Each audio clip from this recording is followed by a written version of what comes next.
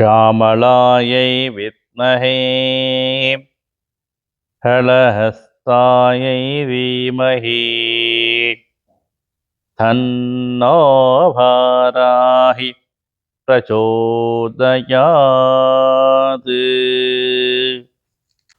ஜெய் வராகி. உலகெங்கும் வாழக்கூடிய அன்னை ஸ்ரீ கோட்டை வாராகியினுடைய பக்தர்கள் அனைவருக்கும் அடியேனின் ஆசைகள். ஐயா கேட்டாரு, சாமி இந்த ஆலயத்திற்கு வந்து வழிபாடு செய்தால் என்ன பலன் கிடைக்கும்?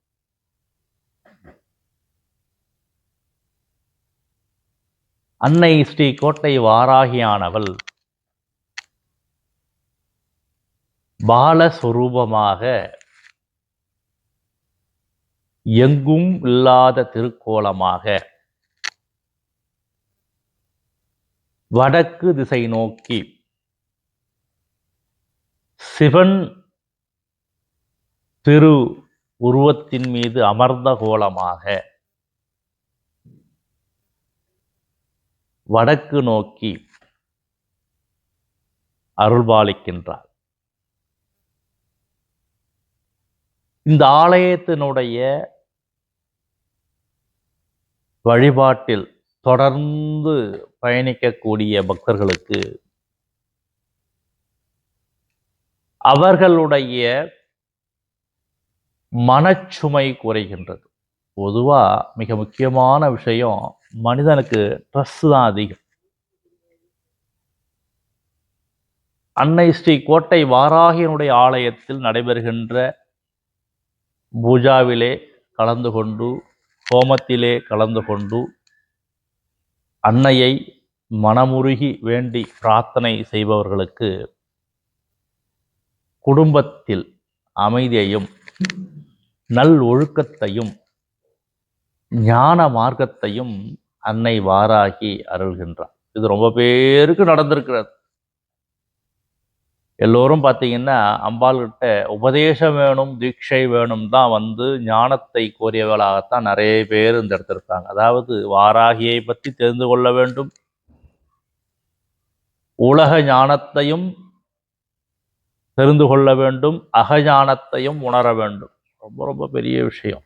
இந்த விஷயங்கள்லாம் பார்த்தீங்கன்னா அம்பாள் நமக்கு குழந்தை ரூபமாக இருந்து, குழந்தை என்ன பண்ணோம், கேட்டால் கொடுத்துரும், அடம் பிடிச்சாலும் அடம் பிடிச்சதுதான்.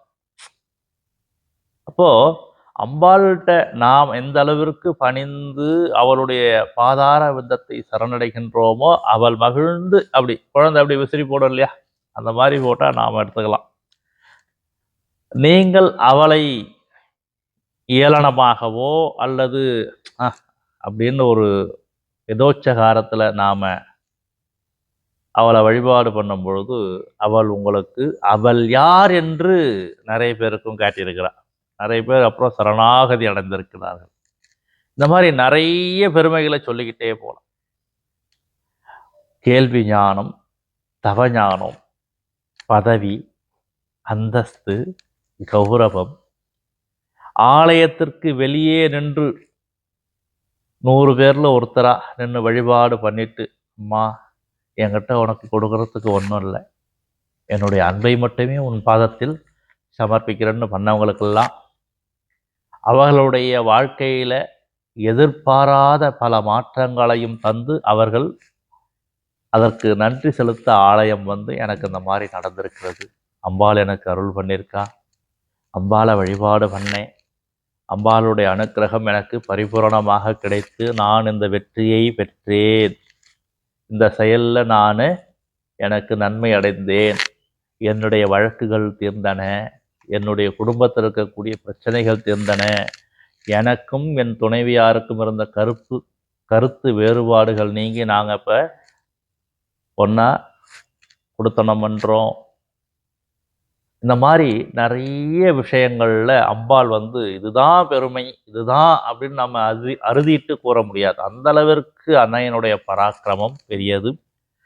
ஆலயத்தில் அம்பாள் உருவம் மாத்திரமே சிறியது, அவளுடைய கீர்த்தி மிக மிக நீண்ட பெரியது. அப்படி ஒரு கிருபையை அன்னை கோட்டை வாராகி ஆனவள் வரக்கூடிய பக்தருடைய வாழ்விலே நிகழ்த்தி கொண்டிருக்கிறாள். இதை பார்த்து கொண்டிருக்கக்கூடிய பக்த கோடிகளும் அன்னையினுடைய பாதார விந்தத்தை சரணடைந்து அவளுடைய அருளை பெற்று உங்கள் வாழ்க்கையில் இருக்கக்கூடிய பலவிதமான துன்பங்கள் விலகும். அன்னையினுடைய அருள் பரிபூரணமாக கிடைக்கும். வாருங்கள், அன்னை ஸ்ரீ கோட்டை வாராகியினுடைய பாதார விந்தத்தை சரணடையுங்கள். அவள் உங்களை வழிநடத்தி கை தூக்கி விடுவாள் என்றால் அது மிகையல்ல. நம்முடைய வாராகி பக்தர்கள் ஆள்போல் தழைத்து அருகது போல் வேரூன்றி மூங்கில் போல் இலைகிளைத்து முதியாமல் வாழ்ந்திருக்க வேண்டும் என வாழ்த்தி அமைகிறேன். ஜெய் வராகி.